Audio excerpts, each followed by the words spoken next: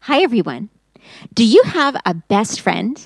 You know, someone that you really get along well with, or someone that you really like and you enjoy spending time with, and you just really have fun when you're together? Well, did you know that Jesus had other friends other than his 12 disciples? In fact, the Bible tells us that Jesus had some other close friends. There were about three of them, and they were from a town called Bethany. Actually, it was more like a village.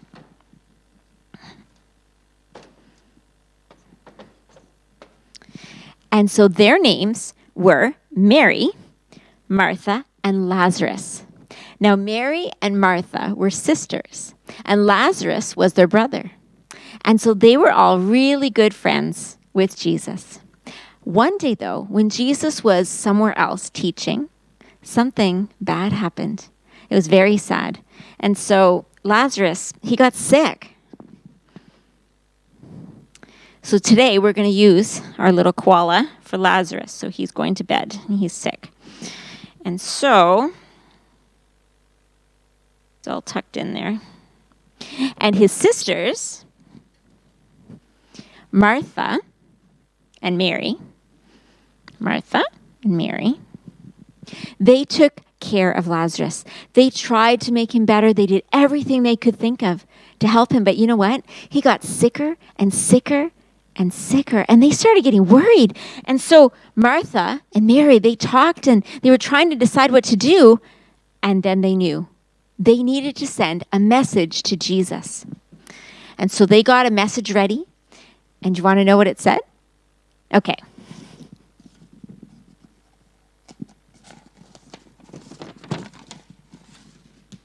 It said, "Lord, the one you love is sick." You see, Mary and Martha, they were good friends with Jesus. They knew all about Jesus. They knew about how he performed miracles and how he healed people. In fact, he healed people all over the place. And so surely, they thought, when he gets this message that his good friend Lazarus is sick and needs him, he's going to come right away and everything is going to be fine. But the Bible tells us that that's actually not what Jesus did. When Jesus got the message, he talked to his disciples and he said, "This sickness is not going to end in death."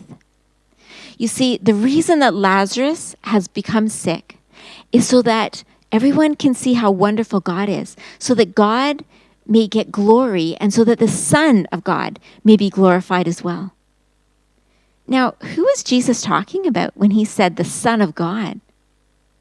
He was talking about himself, Jesus. Jesus is the Son of God.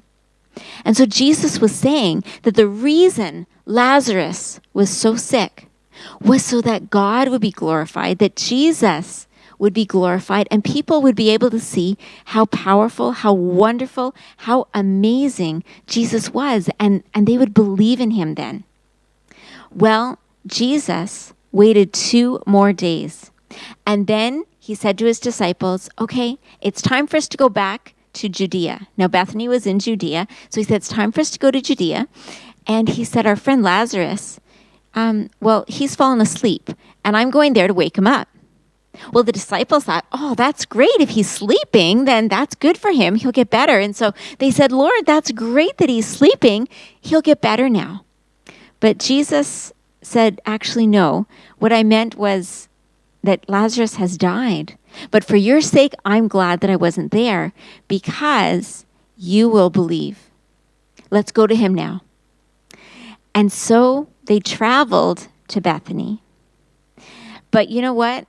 They were far, and by this point Lazarus had died, and so we're going to wrap Lazarus up. Some grave clothes.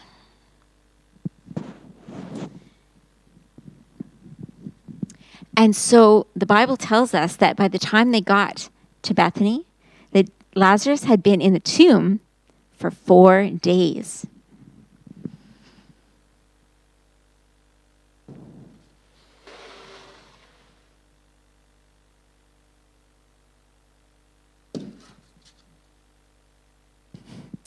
So we're going to take Lazarus and we're going to put him in the tomb. So he had been in the tomb for 4 days. So he had been dead for many days. And Bethany was close to Jerusalem. And so there were Jews from Jerusalem who were friends of Mary and Martha and Lazarus. And so they had come to Mary and Martha's to help comfort them and help them as they were going through this really sad time. And so while they were there, Martha suddenly heard something. She heard that Jesus was outside the village of Bethany and coming on his way to see them. And so she rushed out of the house. She hurried out, and Mary was still back at the house. And Martha hurried, and when she got to Jesus, she said, "Lord, if you had been here, my brother Lazarus wouldn't have died." She was so sad. But then she said, "But Lord, even now I know that God will give you anything that you ask for." Martha was still trusting that Jesus could do something to help her brother. Well, Jesus said, "Your brother will rise again." But Martha, she thought Jesus was talking about something else. She thought Jesus was talking about when God at the very end of the world, when he raises people from the dead. And so she said, "Yes, I know he'll rise again at the resurrection on the last day." That was good news, but not as good of news as she was hoping for. But then Jesus said something amazing. He said, "Martha, I am the resurrection and the life. Whoever believes in me will live even though they die. And whoever lives and believes in me will never die." Do you believe this? And Martha said, "Lord, I believe. I believe that you are the Christ, the Son of God who was to come into the world." And so Martha hurried, and she hurried to her sister Mary. And she said, Mary, the teacher's here, and he's asking for you." And so Mary, she jumped up right away, and she hurried out to where Jesus was. And the Jews who had come to comfort them, when they saw Mary rush out, they thought, "Oh, she's so sad. She's going to the tomb to cry there." And so they hurried out after her to help her. And so when Mary got to where Jesus was, Mary fell down on the ground and she said, "Lord, if you had been here, my brother would not have died." Well, when Jesus saw how sad Mary was and how sad the Jews were who had come to comfort Martha and Mary, the Bible tells us that he was greatly troubled in spirit and that he was so upset. You see, God had made this whole world to be a wonderful place, full of joy, full of happiness, full of good things, and not full of death and sin. That was not part of his perfect plan for this world. And so he was sad. And so he said, "Where have you laid him?" And they said, "Come, Lord, and see." And then the Bible says two little words. It says, Jesus wept. You see, when Adam and Eve disobeyed in the garden, they brought sin and death into this perfect world. They brought something in that was never supposed to be part of this world. And that must have made Jesus so sad. You know, when that happened, God could have said, "You know what? Forget about people. They've done this bad thing. They disobeyed me, and I'm just going to abandon them." But God didn't want to do that because he loved us so much. And so he made a plan, and his plan was to send Jesus to earth, to live here amongst us, and to die on the cross to save us from our sins. And so Jesus was here, and he experienced the suffering and the pain of the people that he loved, and that made him sad. And the Bible said Jesus wept. And it wasn't just a little crying or a little sniffle. When it says Jesus wept, it means he cried and cried and cried. He was really, really sad for all the suffering that he saw around him, for all the death, for all these things that were never supposed to be part of his perfect world.